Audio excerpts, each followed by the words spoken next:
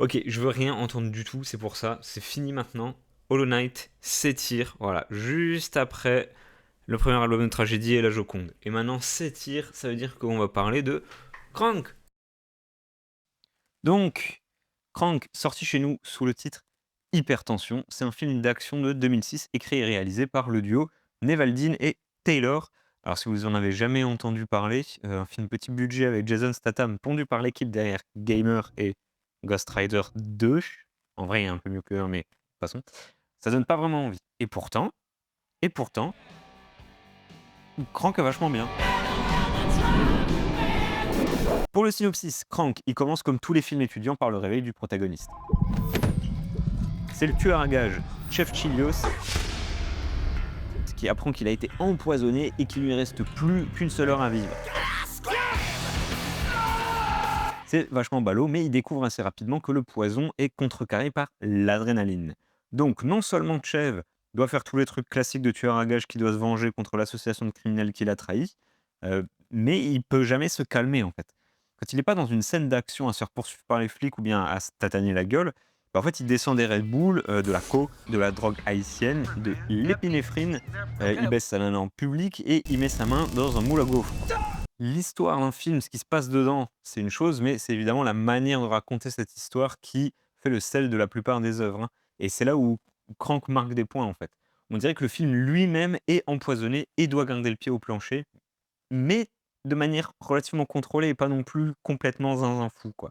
Le film, il garde une énergie constante au sein de chaque scène, mais la progression dans le récit, elle est pas effrénée du tout. C'est pas fatigant ou quoi que ce soit. Le découpage narratif, d'ailleurs, il est extrêmement standard, hein. Les scènes d'action sont réparties de manière équilibrée avec d'autres scènes plus, entre guillemets, «posées» pour faire avancer l'intrigue. Et avoir une énergie élevée dans une scène, ça se fait souvent avec des cuts rapides et juste une caméra en mouvement et ça peut sembler un peu artificiel, genre dans Taken, par exemple. Bref. Mais Crank, il le fait avec des tas d'idées de mise en scène. Genre Chev qui discute avec le boss de la pègre, c'est Chev qui se jette tout habillé dans la piscine.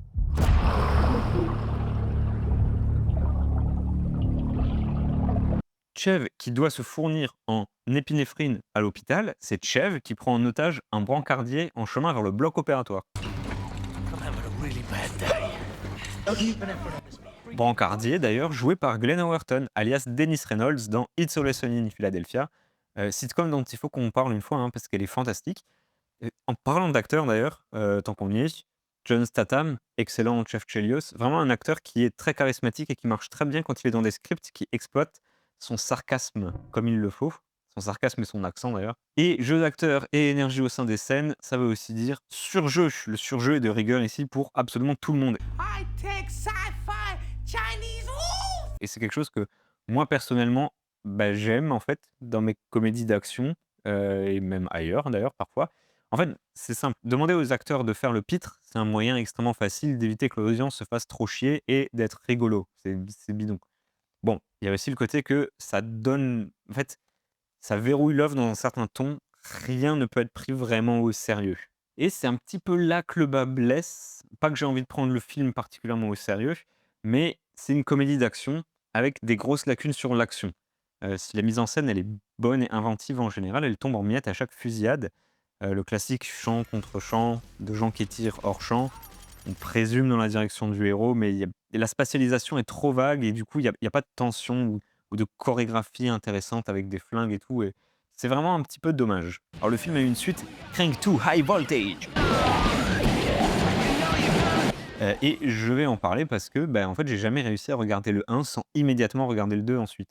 Vraiment, j'ai regardé les 2 films le même nombre de fois, à chaque fois dans la même soirée, à chaque fois l'un après l'autre. Alors ça, c'est aidé par le fait que les films sont assez courts et le 2, en fait, il reprend littéralement à la seconde où le 1 termine. Donc pour parler de Crank de spoiler, mais on s'en branle un petit peu en vrai, Chef Chilios termine Crank 1 en se vengeant avec l'aide d'un boss de la triade chinoise à qui il a épargné la vie. Job qui lui a valu son empoisonnement au début du film d'ailleurs, c'est tout le fameux machin blablabla. Mais il a aussi l'aide, de quelqu'un d'autre, enfin de quelque chose d'autre. Il a l'aide de la gravité puisqu'il tue son némésis en se jetant sans parachute depuis la stratosphère visiblement. Contre toute attente ou pas parce que, bah, il y a c'est la suite, Chev survit et Crank 2 commence par un fourgon qui vient le racler du bitume comme ça, clac, et pour récupérer son corps. En fait, il se trouve que le patriarche de la pègre chinoise étant centenaire, qui a eu vent de l'homme qui a survécu au poison chinois du premier film et il veut lui voler tous ses organes. Alors il commence par le cœur, ce qu'il a déjà fait et le prochain organe sur la liste, c'est sa bite de cheval. Seulement, Chev est sorti du coma à ce moment-là et il dit et il tabasse tout le monde. Genre, vraiment, ce qui anime Chev, ce qui le fait presque revenir à la vie, sortir du coma, c'est que quelqu'un va lui piquer sa bite et il dit non, non, non, je crois pas. Et du coup, il bam, bam, et tout. C'est trop bien. C'est vraiment zinzin. C'est un des exemples de pourquoi j'aime bien ces films. Alors oui, Crank 2, comme le 1, a aussi un gimmick. Donc maintenant, il a un corps artificiel, donc l'adrénaline, il s'en fout, il a plus le poison ou je sais pas quoi. Mais comme c'est un corps artificiel de merde avec une toute petite batterie, il doit s'électrocuter pour continuer à vivre jusqu'à ce qu'il retrouve son vrai cœur. Je sais que c'est électrisé quand on survit et électrocuté quand on meurt, mais j'en ai rien à foutre. Hein? Bref. Crank 2 est une comédie totale. Tout ce qui ressemblait à une intrigue de film d'action classique dans le 1 est remplacé par encore plus d'idées de mise en scène folle, ce qui est pas pour me déplaire vu que l'action du 1, bah, c'était son point faible. Je vous ai dit un peu rapidement que j'avais bien aimé le 1, mais c'est vraiment avec le 2 que j'ai envie de parler de l'humour. C'est c'est non seulement zinzin, mais c'est aussi de la mise en scène inventive et il y a beaucoup, beaucoup, beaucoup de choses qui sont presque comme des sketchs au sein du film. Il y a des running gags, il y a des trucs vraiment. C'est juste la pure. Hey, regardez ce que je fais. Je disais que les acteurs faisaient les pitres, c'est un peu ça. C'est vraiment juste. Hey, regarde ça maintenant. Et même en les ayant revus. Donc, Crank 2 améliore encore un petit peu plus d'humour, plus de trucs zinzin, moins d'action naze. Et un autre truc que Crank 2 améliore, c'est la bande-son. La bande-son de Crank, le 1, c'est une sélection très solide de chansons punk et metal. Alors moi, je les kiffe toutes ces chansons, mais comme je les connais bien, bah, en fait, le film, il n'a pas d'identité propre. New Noise, ce sera jamais la chanson de Crank, ou même de The Bear d'ailleurs, pour moi. Ça me fera toujours juste penser à un album fantastiquement excellent. Sérieusement, allez écouter The Shape of Punk to Come, hein, il est fantastique. Bref, Crank 2, il gagne un compositeur sous le nom de Mike Patton. Mike Patton, qui est un de mes chanteurs préférés. En tout cas, en termes de technique et d'utilisation de sa voix, c'est fantastique. Vraiment, bah, enfin, tous ces projets, vous les connaissez sans doute, à Mr. Bungle, Faith No More, Tomahawk, des groupes excellents. Ou alors, si vous connaissez pas ça, bah, en fait, peut-être que la voix des zombies et de la horde de zombies dans Left 4 Dead et Left 4 Dead 2, ça vous dit quelque chose parce que c'est lui qui a fait ça aussi en sound design. Et bah oui, c'est lui, c'est trop bien. Bref, tout ça juste pour dire qu'avec un compositeur, on a droit à une bande son un peu plus travaillée. Chev Chilios, il a désormais un motif musical, voilà, c'est quelques notes toutes connes mais efficaces qui reviennent différemment et tout ça, c'est du bon boulot, bravo monsieur Patton. Ah, bravo, je vous applaudis. Bravo. Bon, je vous avoue que j'avais envie de parler de ces films pour la tier list de toutes les œuvres de l'humanité, parce que, bah, c'est des films qui, pour moi, étaient des chefs-d'œuvre décomplexés, en fait. Vraiment des trésors d'inventivité, des films que j'aimais énormément et je parle au passé parce que malheureusement, après les avoir regardés pour cette vidéo, il y a des soucis que je peux pas ignorer. Il y a rien de super grave, mais c'est plus aussi haut que ce que je pensais. Ça reste très bien, mais c'est plus aussi haut que ce que je pensais. Bon, il y a évidemment l'aspect de l'action avec, comme dit, les scènes de fusillade sont un peu nazes et tout ça, voilà. Mais le côté bête et méchant et tout ça est parfois un peu trop rien de trop grave, mais ça me fait faire cette tête. Mmh. Et malheureusement, le reste de la filmographie des réalisateurs me font penser que quand un personnage est clairement gay et flamboyant, c'est parce qu'être gay et flamboyant, c'est intrinsèquement drôle et déjanté pour eux. Je sais pas si c'est de la moquerie ou pas. Et puis, il y a beaucoup de travailleuses du sexe qui se font dégommer dans le film. Alors, il y a plein de dégâts collatéraux, hein, tout le monde en prend pour son grade et tout. Et trouver des travailleuses du sexe, bon, dans des trucs de criminels et puis des villas de barons du crime, c'est logique, mais mmh, parfois, c'est un peu genre. Mmh. Et en fait, tant qu'on est sur le sujet, j'aimerais signaler aux bozos qui ont écrit le film qu'on commence pas une scène de sexe consenti par une nana qui se débat et refuse. Vraiment, c'est le moment le plus inexplicable de ces films. C'est pour faire monter son adrénaline, Chev et Eve, sa copine, ils font l'amour en public. C'est une scène qui est super bien. Les gags sont trop drôles, c'est qu'ils se font acclamer par une foule en délire. Ça marche super bien la manière dont c'est fait, et ça, il y a pas de problème. Eve se jette sur lui aussi, elle lui dit genre: «Ah vas-y, prends-moi un grand coup», et tout le bordel. Mais avant ça, il y a 10 secondes où elle se débat avant les ébats. Hein, hein. Bref, et je sais pas pourquoi c'est là. Il y a vraiment juste 10 secondes de non, non, non, non, non, avant oui, let's go et puis tout le reste tourne et la scène continue et c'est bien. Take me right here. In front of everyone. Alors vas-y, je sais pourquoi en fait, c'est parce que ne pas avoir envie de se faire prendre en leu-leu sous les exclamations de la foule, c'est une réaction normale à avoir. Et Eve, elle est censée être une widows normale qui vient de découvrir que son copain est un tueur à gages. Sauf que bon, les gags suivants et tout le reste de l'histoire, ça marcherait moins bien s'il y avait du viol.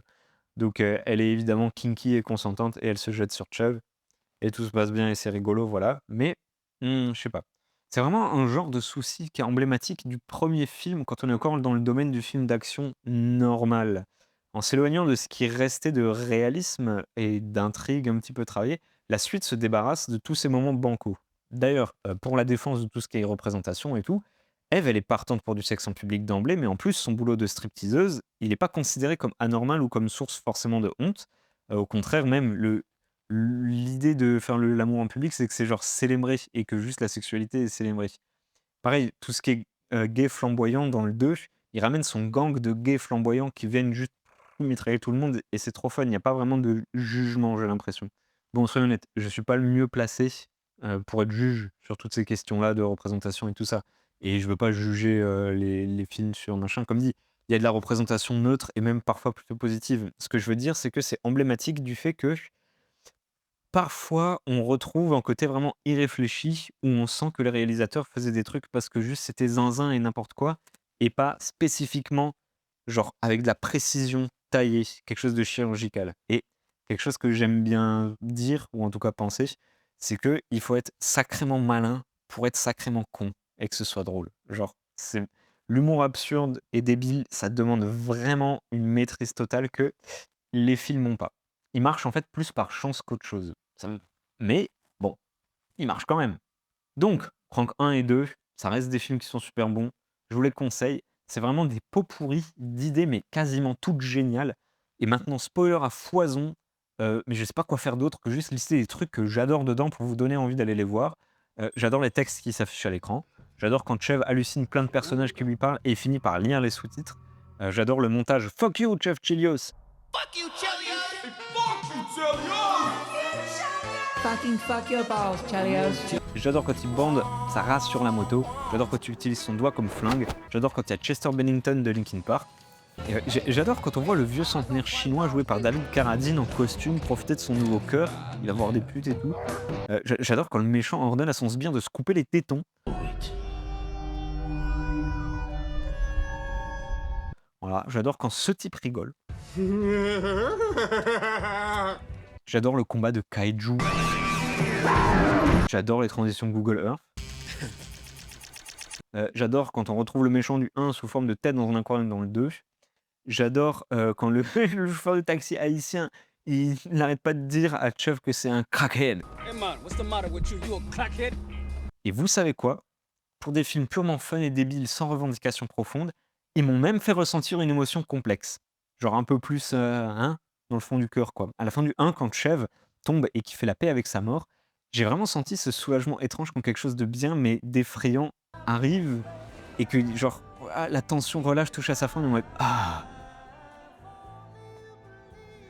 Genre un moment de flottement au milieu de plein de choses qui arrivent, c'est un peu, sans déconner, je le comparerais à la fin de Redline si vous l'avez vu.